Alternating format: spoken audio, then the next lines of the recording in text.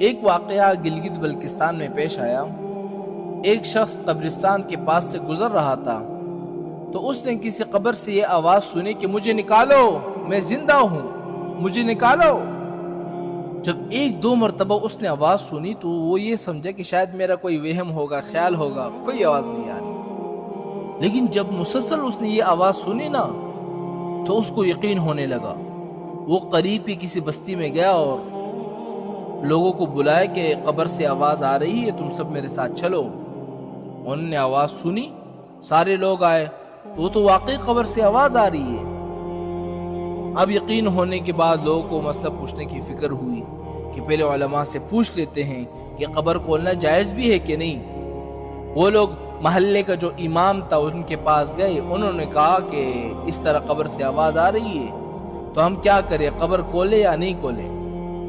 امام صاحب نے فرمایا کہ اگر تمہیں اس کے زندہ ہونے پر یقین ہو گیا ہے تو قبر کھول لو اور اس کو باہر نکال لو۔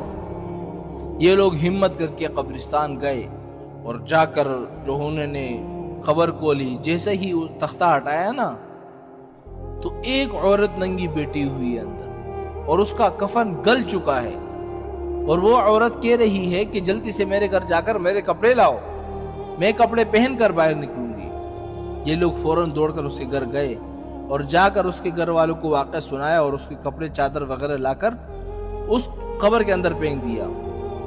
تو اس عورت نے وہ کپڑے پہن لیے۔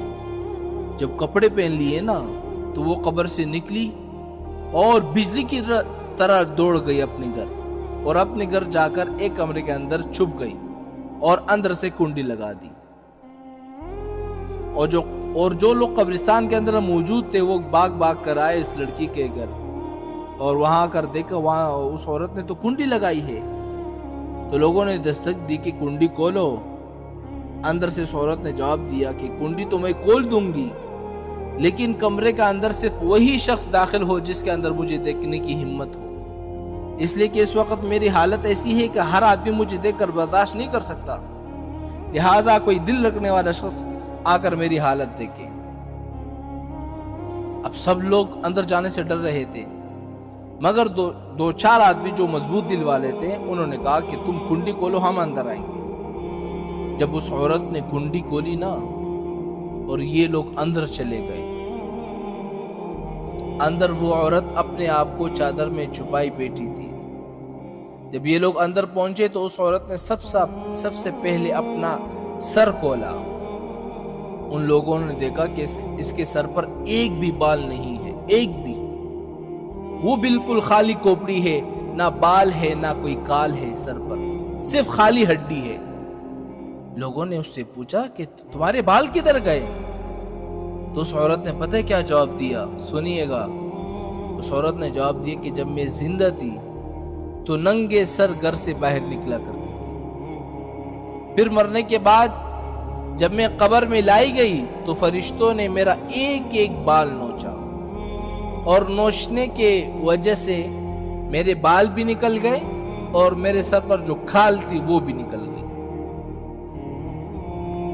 اور اس کے بعد اس عورت نے اپنا منہ کھولا۔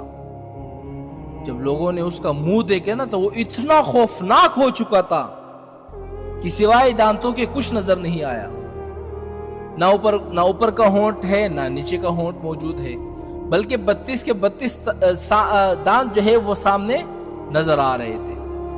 سوچو اگر کسی انسان کے صرف دانت ہی نظر آئے تو کتنا ڈر معلوم ہوتا ہے۔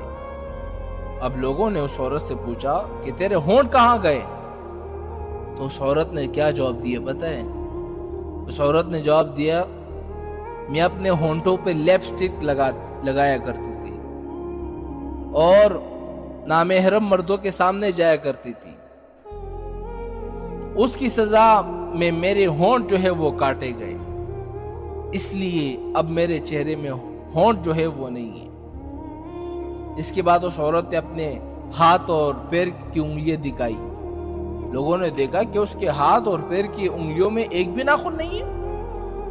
تمام لوگوں نے کہا کہ ناخن کہاں غائب ہو گئے؟ تو اس نے کہا کہ اس عورت نے پتہ کیا جواب دیا؟ کہا کہ ناخن پر میں کیا لگاتی تھی؟ ناخن پالش لگایا کرتی تھی کہ جس کی وجہ سے میرا ایک ایک ناخن کو کھینچا گیا۔